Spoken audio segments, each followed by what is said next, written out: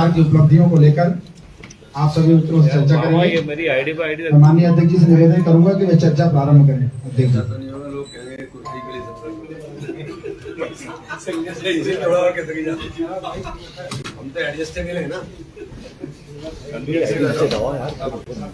मामा ने करी है। ठीक है भाई साहब, चलिए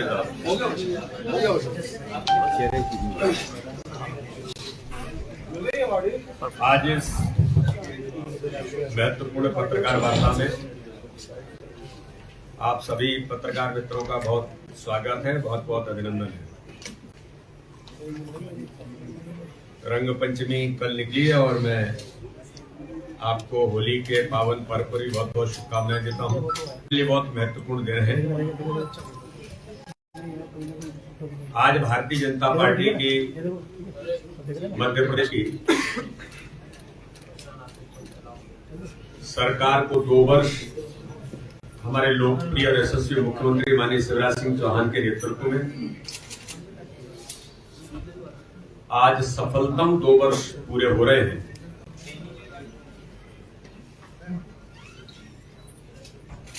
अगर मैं ये कहूं कि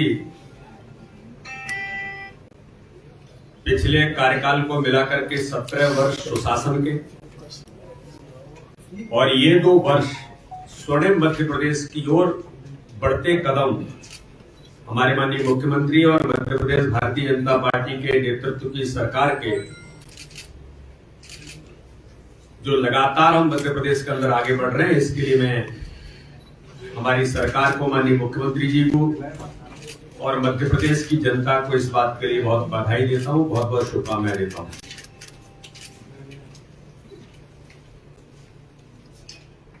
आप सबको ध्यान में है कि जब सरकार बनी थी तब हमने कहा था कि मध्य प्रदेश को बचाने के लिए बनी सरकार मैं सकारात्मक राजनीतिक परिदृश्य में उन बातों को करना चाहता हूं कि जो मध्य प्रदेश को बचाने के लिए बनी हुई सरकार थी, आज मध्य प्रदेश के अंदर 2 वर्ष के अंदर एक कठिन समय रहते हुए कोरोना का महामारी का संकट लगातार मध्य प्रदेश के अंदर सरकार जब बनी थी और चौथी बार हमारे माननीय मुख्यमंत्री शिवराज सिंह चौहान ने शपथ जब ली थी, मेरे मीडिया के मित्र सभी जानते हैं कि किस प्रकार से कठिन दौर में बनी हुई सरकार माननीय मुख्यमंत्री जी के नेतृत्व में उन्होंने जो काम प्रारंभ किया था,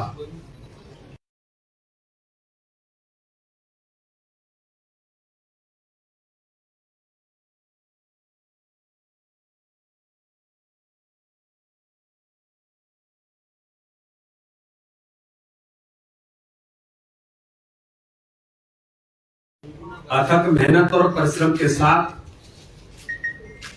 उस कठिन दौर से निकलते हुए 2 वर्ष के अंदर भारतीय जनता पार्टी की सरकार ने माननीय शिवराज सिंह चौहान के नेतृत्व में किया है।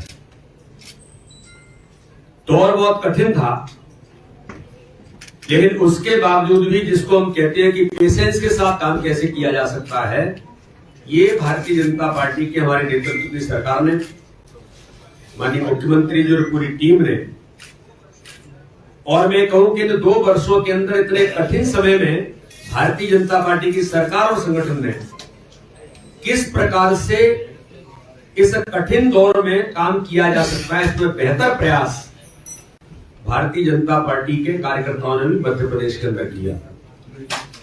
कोरोना का संकट था, दुनिया प्रभावित थी, लेकिन आज मैं मीडिया के मित्रों को जो समय समय पर इस बात को कहता आया हूं, आज का दिन ऐसा है कि इस पर उल्लेख करना जरूरी है कि कोरोना के संकट में राजनीतिक भूमिका निभाते हुए माननीय राष्ट्रीय अध्यक्ष और माननीय प्रधानमंत्री के आह्वान पर मध्य प्रदेश भारतीय जनता पार्टी के कार्यकर्ताओं ने जो सामाजिक भूमिका का सफलतम निर्वहन किया, ये कोई सामान्य घटना नहीं थी। राजनीतिक क्षेत्र में, इतिहास में भारतीय जनता पार्टी के कार्यकर्ताओं ने इस प्रकार की भूमिका निभाना, चाहे वो क्राइसिस मैनेजमेंट के माध्यम से होगी और एक सफलता मॉडल देश को जो दिया, उसमें संगठन ने सरकार के साथ जो बेहतर भूमिका निभाई। हमारी बहन कविता पाटीदार जी, मेरी महामंत्री, मेरी टीम की आज वो बैठी है, वो इस काम को देख रही है। गांव गांव के अंदर क्राइसिस मैनेजमेंट के माध्यम से जनता में किस प्रकार से अवेयरनेस लाई जा सकती है और सरकार की योजनाओं को, चाहे वैक्सीनेशन होगा या और भी हमारे अभियान होंगे, कैसे नीचे उतार सकते हैं। माननीय मुख्यमंत्री जी के नेतृत्व में, उनकी मेहनत के आधार पर हमारे संगठन ने एक एक कार्यकर्ता ने सामाजिक भूमिका का निर्वहन किया। कोई गरीब भूखा नहीं सोएगा। तो इसलिए मैं कहूं कि 2 वर्ष के अंदर संवेदनशील सरकार ने भी अपनी जिस प्रकार से भूमिका निभाई, इसका भी एक ऐसा उदाहरण जो पूरे देश को देने योग्य है कि क्राइसिस मैनेजमेंट के बारे में माननीय प्रधानमंत्री जी ने, यह हमारे देश के नेतृत्व ने, लोगों ने कहा कि मध्य प्रदेश के मॉडल को पूरे भारत के अंदर इसको इंप्लीमेंट करना चाहिए। तो ये भारतीय जनता पार्टी की सरकार और संगठन ने जिस प्रकार से भूमिका निभाई, जान जोखिम में डालकर के भी लोगों ने काम किया, तो गरीब कल्याण की योजनाओं को जमीन पर उतारने में कि कोई भूखा नहीं सोएगा, तो गरीब अन्न कल्याण योजना में माननीय प्रधानमंत्री या माननीय मुख्यमंत्री तो लगातार मध्य प्रदेश के अंदर, हम आज से नहीं कब से इस बात को करते चले आए। तो कैसे उसकी भूमिका निभाना, हर गरीब के जीवन के अंदर संवेदनशीलता के साथ सरकार कैसे भूमिका निभा रही है, उसको नीचे कैसे उतारना, ये सफलतम प्रयोग मध्य प्रदेश के अंदर भारतीय जनता पार्टी और सरकार ने जो मिलकर के किया, ये एक 2 वर्ष के कार्यकाल का एक बड़ा उदाहरण के तौर पर आज हम देश को कह सकते हैं। इसलिए मैं कहता हूं कि आज हमारे बड़े हर्ष का विषय है कि हमारे लोकप्रिय मुख्यमंत्री माननीय शिवराज सिंह चौहान के नेतृत्व वाली भारतीय जनता पार्टी की सरकार के चौथे कार्यकाल के 2 वर्ष पूरे हुए हैं। इस कोरोना संकट के बावजूद, जो मैंने कहा कि हमारी सरकार जब बनी थी और उसके बावजूद इतने अवरोध, इतने कई प्रकार के अवरोध आने के बावजूद भी सरकार ने महत्वपूर्ण भूमिका निभाई। और आज मुझे इस बात की खुशी है कि माननीय मुख्यमंत्री जी के नेतृत्व में भारतीय जनता पार्टी की संवेदनाओं से भरी हुई सरकार आज लगातार अनवरत जनता के कल्याण के लिए काम करती चली जा रही है। कोई भी वर्ग ऐसा नहीं है जिस वर्ग के लिए भारतीय जनता पार्टी की सरकार ने कोरोना के संकट में भी काम नहीं किया हो, चाहे वो किसान होंगे, चाहे नौजवान होंगे, चाहे हमारी बेटियां होंगी, चाहे हमारे अनुसूचित जाति जनजाति से लेकर हर समाज वर्ग के लिए, जो माननीय प्रधानमंत्री हमारे कहते हैं कि सबका साथ, सबका विकास, सबके विश्वास के साथ, सबके विश्वास पर भी मैंने जोर दिया है। मध्य प्रदेश एक ऐसा आइडियल राज्य है कि हर समाज वर्ग के विश्वास को जीतने का काम भी पहले भी हमने किया है, 2 वर्षों में और ज्यादा किया है। माननीय प्रधानमंत्री, माननीय मुख्यमंत्री के नेतृत्व में हमारे अल्पसंख्यक भाई और बहनों ने भी भारतीय जनता पार्टी के प्रति विश्वास जागृत इस सरकार की योजनाओं के आधार पर हुआ है। इसलिए मैं इस दिशा में जब बात करने का प्रयास करता हूं कि जन कल्याणकारी हमारी जो योजना है, उसकी एक लंबी श्रृंखला केंद्र से लेकर के राज्य की सरकारों में इन 2 वर्षों में जो बेहतर इंप्लीमेंटेशन हुआ है, ये हमारे लिए बहुत महत्वपूर्ण कदम है।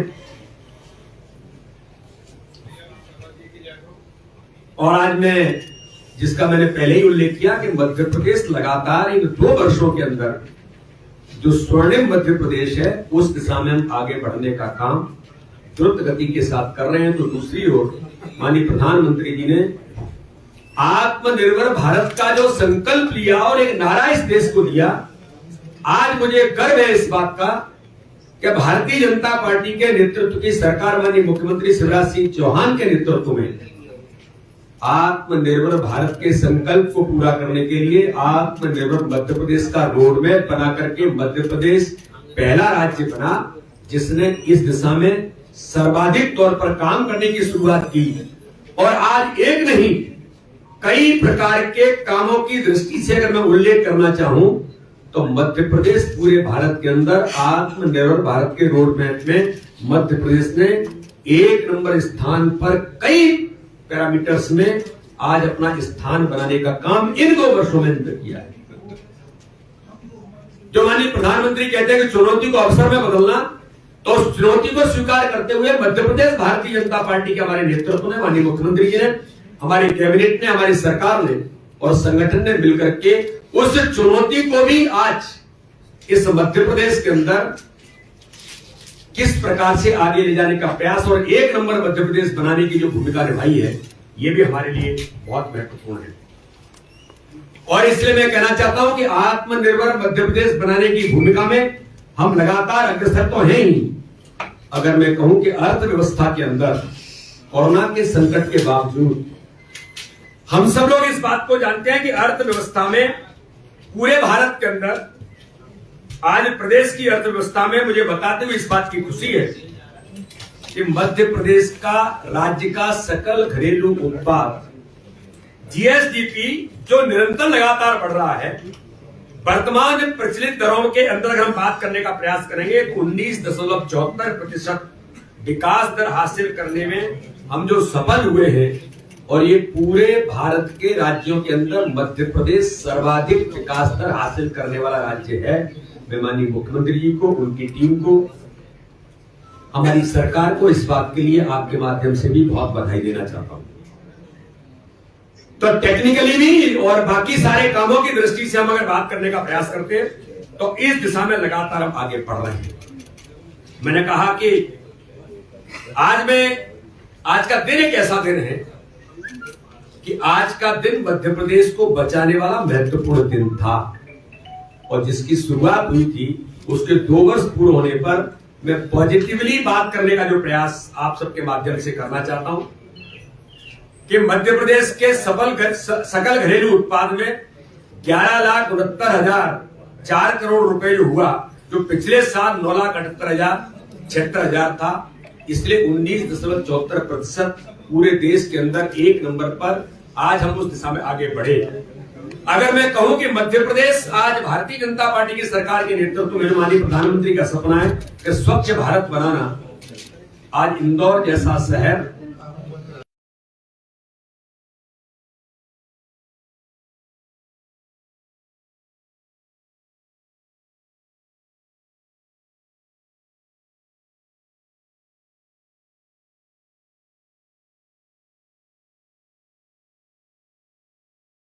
प्रोजेक्ट है। मैं लोकसभा का सांसद हूं। हम जब माननीय प्रधानमंत्री से मिलते हैं तो आप भी कभी मिलेंगे तो माननीय प्रधानमंत्री एक बात जरूर जनप्रतिनिधियों से कहते हैं, आपके क्षेत्र में आयुष्मान भारत के बारे में क्या स्थिति है। जो जरूरतमंद है उनके कार्ड बने, कार्ड नहीं बने तो बनने चाहिए, उसमें हमारी भूमिका बने। अगर बने हैं तो उपयोग कर रहे हैं कि नहीं कर रहे हैं, अगर उपयोग कर रहे हैं तो उनको किसी प्रकार की कठिनाई तो नहीं हो रही।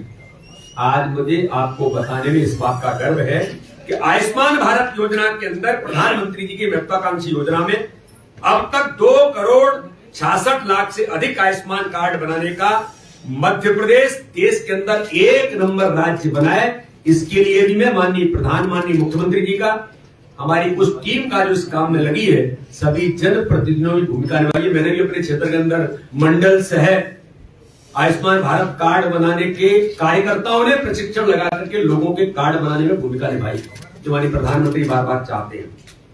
यानी गरीब के दर्द को दूर करने का काम इस सरकार ने, माननीय प्रधानमंत्री की योजना होगी या माननीय मुख्यमंत्री की योजना होगी, उससे कैसे लाभान्वित होगा, उसका दर्द कैसे दूर होगा, ये इस सरकार ने 2 वर्ष के अंदर महत्वपूर्ण भूमिका निभाई है।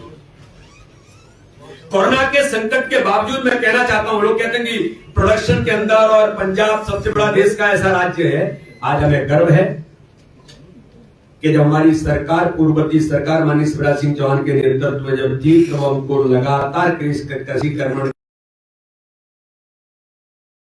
अवार्ड मिले, लेकिन जो वही नेतृत्व फिर प्रदेश के अंदर आता है तो उन 15 महीनों के मैं उन नेगेटिव अप्रोच की बात बहुत नहीं करना चाहता हूं, थोड़ी सी करूंगा जरूर, लेकिन मैं कहना चाहता हूं जब विजनरी नेतृत्व आता है और संवेदनशील नेतृत्व आता है तो किस प्रकार से दिशा बदलती है कि 15 महीने में जो हुआ था, एक दुरावस्था के दौर में हम गए थे, उसके बाद जब भारतीय जनता पार्टी की माननीय शिवराज सिंह चौहान के नेतृत्व की सरकार बनती है तो मध्य प्रदेश में कोरोना के संकट के बावजूद भी किसानों ने न्यूनतम समर्थन मूल्य पर गेहूं की खरीदी, देश भर में खरीदी का एक नया रिकॉर्ड कायम करने का काम हमारे मुख्यमंत्री माननीय शिवराज सिंह चौहान के नेतृत्व में किया।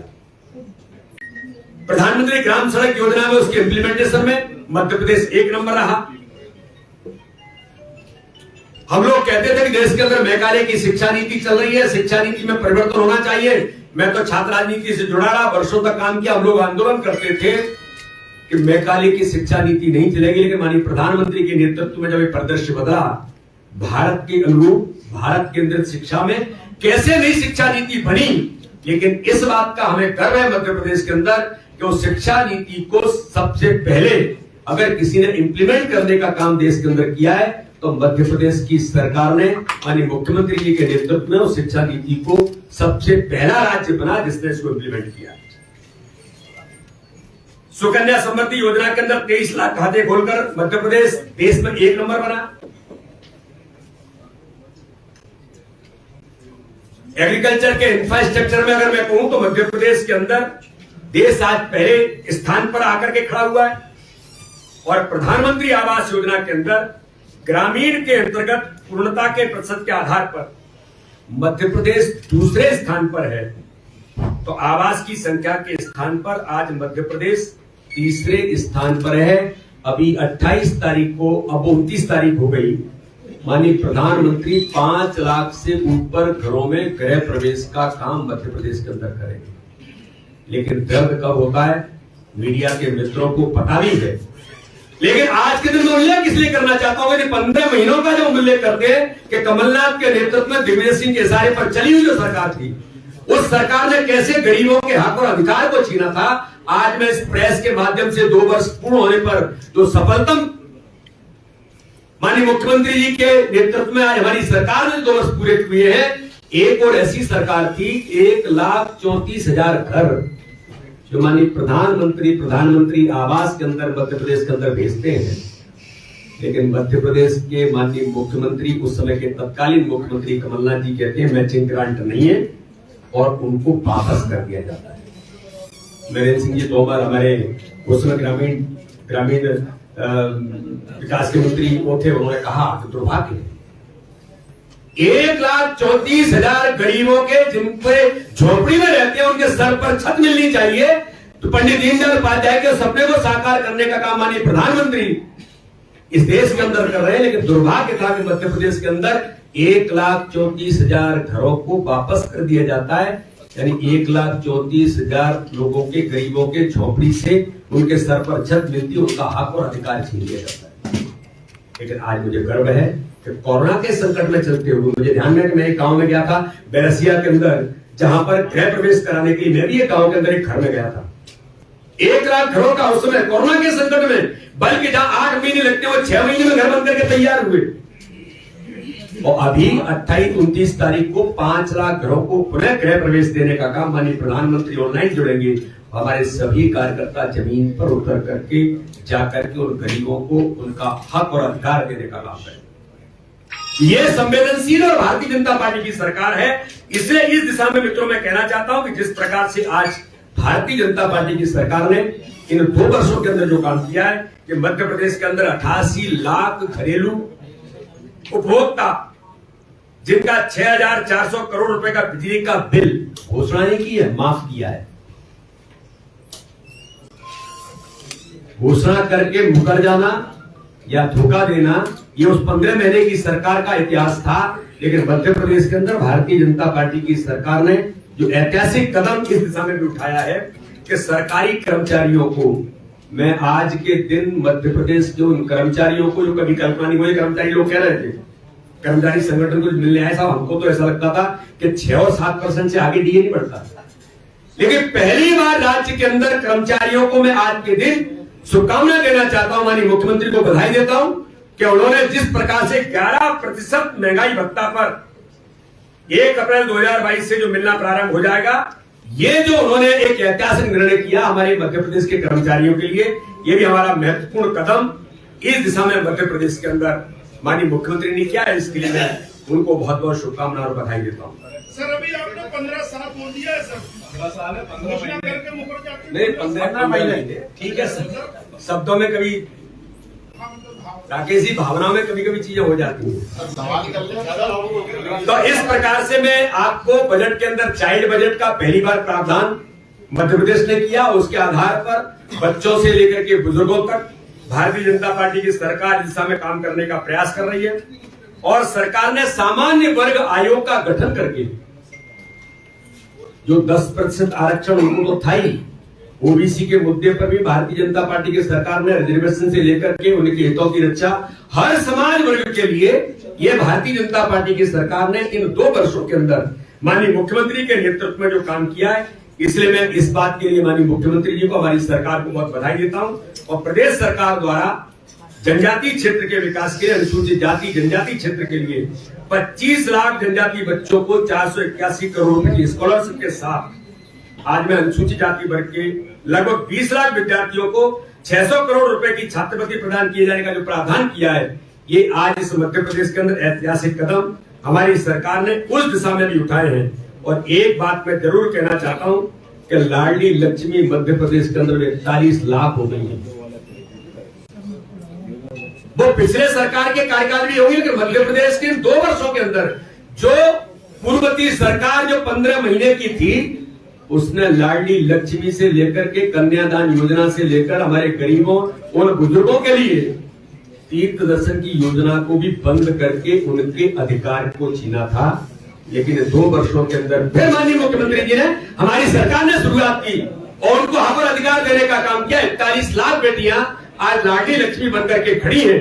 तो दूसरी ओर मैं कहना चाहता हूं कि जो दिग्विजय सिंह के नेतृत्व की सरकार थी, मिस्टर बंटाधार की, 7 लाख हेक्टेयर सिंचाई होती थी। आज मध्य प्रदेश के अंदर 42 लाख हेक्टेयर सिंचाई के आधार पर मध्य प्रदेश का दृश्य इसलिए बदला है। राकेश जी हमारे बुंदेलखंड के हैं, बुंदेलखंड के वो सांसद यहां पर हैं। बुंदेलखंड पर केवल लोग राजनीति करते रहे, घर में आएंगे, किसी के यहां ठहरेंगे, बाद में पता लगा टॉयलेट भी निकाल के लेके चले जाएंगे। ये भी करने वाला कांग्रेस का नेतृत्व था। आज मुझे गर्व है देश के प्रधानमंत्री पर और माननीय मुख्यमंत्री पर कि इतने वर्षों का विवाद कैनवेटवा लिंक परियोजना का जो अटल जी का सपना था, उस सपने को पूरा करने का काम उत्तर प्रदेश के माननीय मुख्यमंत्री और माननीय मध्य प्रदेश के मुख्यमंत्री ने म्यूचुअली बैठ करके जो विवाद का निपटारा करके आज जो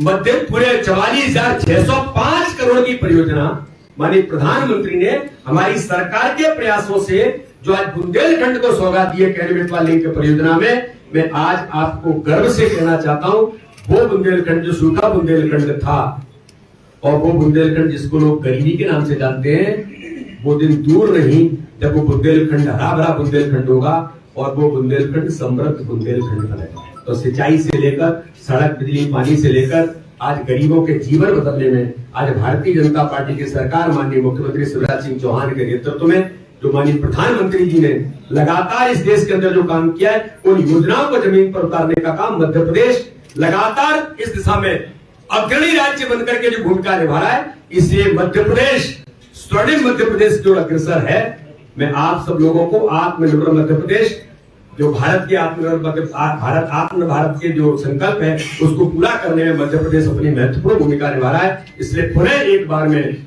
माननीय मुख्यमंत्री जी को, हमारी सरकार को और भारतीय जनता पार्टी के नेतृत्व को मैं बहुत बहुत बधाई और शुभकामना देना चाहता हूँ।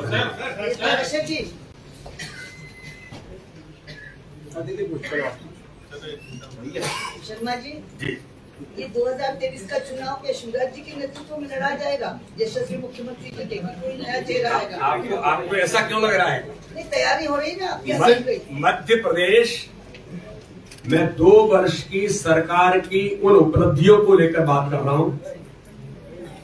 हमारे नेतृत्व ने मध्य प्रदेश के अंदर गरीबों के जीवन बदलने का काम किया है, गरीबों का विश्वास अर्जित किया है और इस मध्य प्रदेश को आगे बढ़ाने का हम काम कर रहे हैं। मध्य प्रदेश आगे, हमारा नेतृत्व जिस प्रकार से काम कर रहा है, मध्य प्रदेश लगातार आगे बढ़ रहा है। इसलिए इस प्रकार के प्रश्नों की मुझे लगता है दीदी कोई चिंता करने की जरूरत नहीं है। मध्य प्रदेश लगातार आगे इसी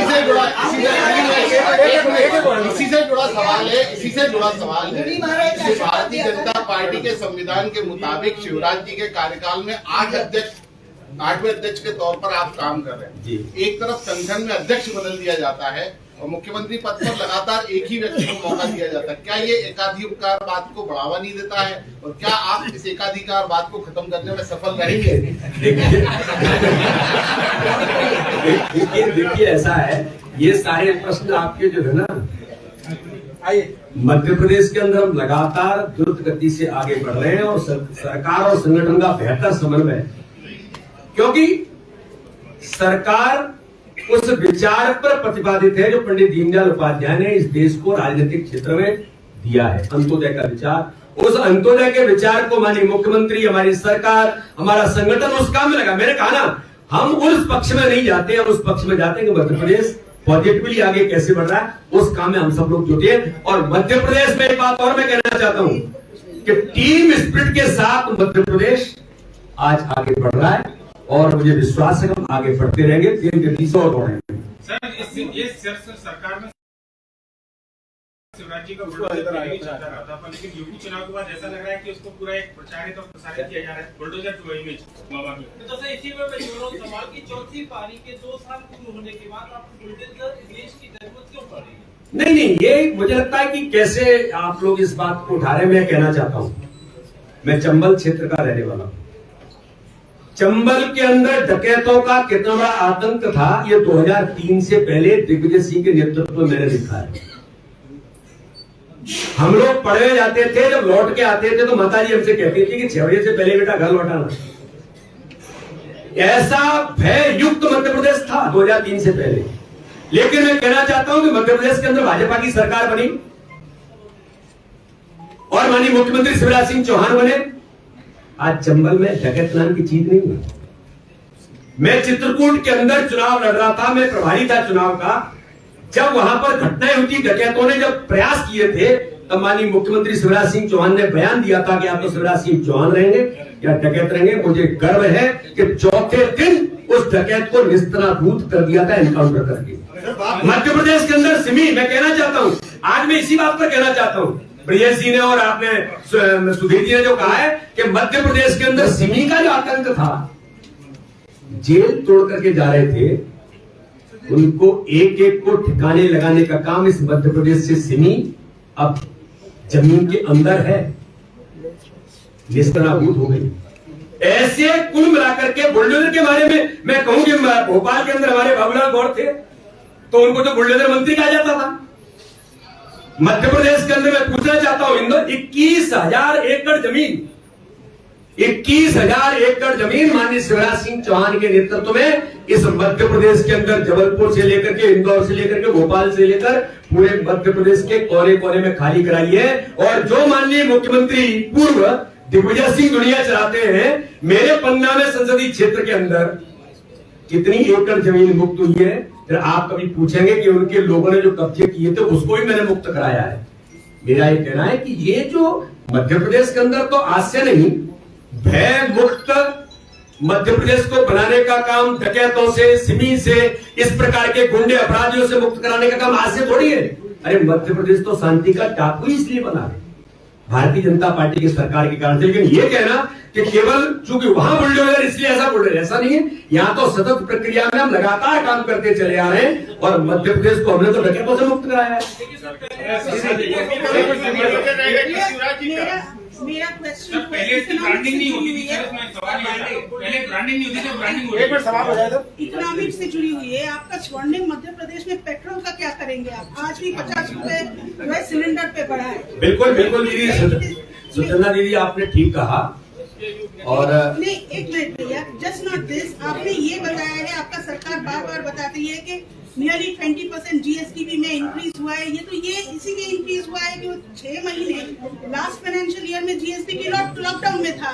अब ये इंक्रीज थोड़ी हुई है, ऐसे इंक्रीज तो अमेरिका में नहीं होता है। आप अगर ऐसे आप बोलोगे 24% इंक्रीज हुआ है एग्रीकल्चर सेक्टर में, 20% इंक्रीज हुआ है जीएसटी में, तो ऐसे ये तो मिसगाइड करने वाली बात है। बिल्कुल बिल्कुल दीदी, आपने कहा कि मिसगाइड करने वाली बात है, तो मिसगाइड तो कभी ऐसा नहीं होता।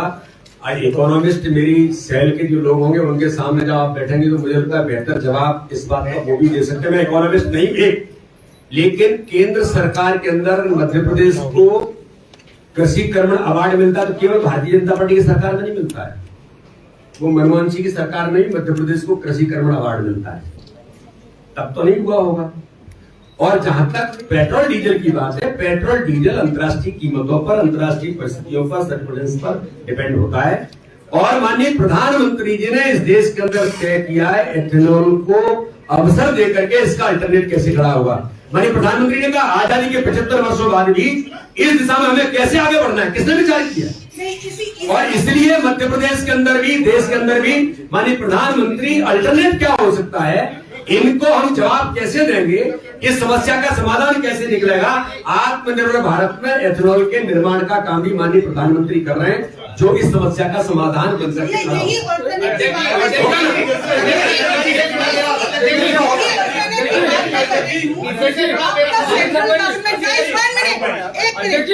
स्टोरी चाहिए ना, एक मिनट। अभी का सेंट्रल गवर्नमेंट ने अब भी बोला दो दिन पहले कि रशिया के साथ उनका ट्रीटी हो रही है, उनका डील हो रहा है, सस्ते में पेट्रोल मिलेंगे। और अमेरिका के दबाव में इतने जल्दी आ गए कि कल पार्लियामेंट में ये बताया गया कि हम तो 1% से कम लेते हैं तेल रशिया से।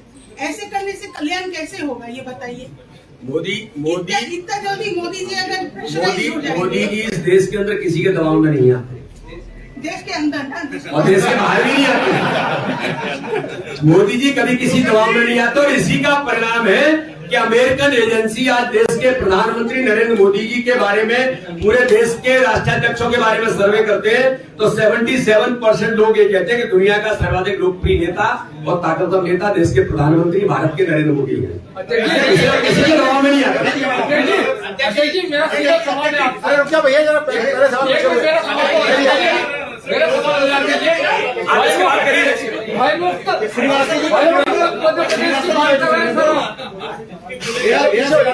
एक मिनट में पूछते लोग। अध्यक्ष जी, मेरा कहना यह है कि बुलडोजर चल रही अच्छी बात है और जो अतिक्रमण मुक्त कराया जा रहा है वही बहुत अच्छी बात है, लेकिन अतिक्रमण सालों से हो रहा था। वो किनके कौन से अधिकारी थे वहाँ पर जिनके कार्यकाल में हुआ था, उन अधिकारियों पर क्या जनप्रतिनिधि कुछ जवाबदेही होनी चाहिए क्या? नहीं, जवाबदेही सबकी तय है। नियम कानून के अंदर जो जवाब दिया उसके खिलाफ आपने भय मुक्त मध्य प्रदेश की बात करी है। यहाँ पर मध्य प्रदेश का जवाब होना दीजिए। मध्य प्रदेश के अंदर सवाल तो हो जाने दीजिए, आशा जी सवाल हो जाने दीजिए, प्लीज सवाल हो जाने दीजिए। विनय शर्मा जी, विनय शर्मा जी, तो ये किस तरह व्यवहारिक और मध्य प्रदेश भाजपा इसमें क्या आवाज नहीं आ रही, सॉरी। इलेक्शन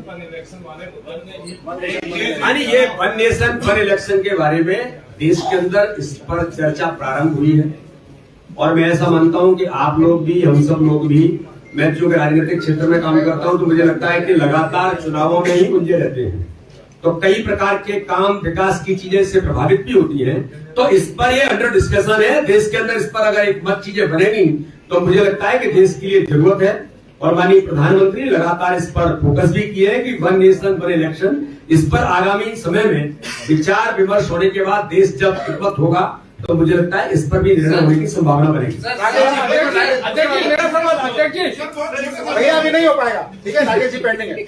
राजेश जी आपके दो पहले होने साथ अब चौथी पारी के 2 साल पूरे हुए। ठाकरे जी का 100 साल पूरे होने पर पार्टी समर्पण निधि और बूथ विस्तारक योजना, कुछ कार्यालय से ठाकरे जी की यादें जुड़ी हैं। इन यादों को संजो के रखेंगे कोई विकल्प, या फिर बुलडोजर इधर भी दिखेगा? देखिए, भारतीय जनता पार्टी समयानुकूल परिवर्तन में जो आवश्यक है वो करती है। आज के युग के अनुरूप, जैसे हम लोग कहते हैं ना कि स्वदेशी और विदेशी, तो समयानुकूल समय के लिए किस बात की जरूरत है उसका अडॉप्शन सरकार संगठन करता है। समय के लिए जो जरूरत होगी संगठन के काम के लिए, आगे बढ़ाने के लिए, संगठन को आज के तकनीक के इस युग में आगे ले जाने के लिए, आधुनिक तौर पर चीजों की जरूरत है उसके अनुरूप, तो जो भी परिवर्तन, जो भी चीजें करनी होती है संगठन उस पर निर्णय करता है। तो समयानुकूल परिवर्तन में जरूरत होगी वो संगठन उचित निर्णय जरूर करेगा। अध्यक्ष जी, इधर से भी ले लीजिए सर, एक मिनट, आप इधर उधर से ले रहे हो, बीच में से इधर से भी तो ले लीजिए सर। अध्यक्ष जी, भैया लेफ्ट से इधर के लोग सीधे। अरे अध्यक्ष जी, कॉमन सिविल कोड की बात देखिए, कॉमन सिविल कोड के बारे में भी ये भी देश के अंदर चर्चा का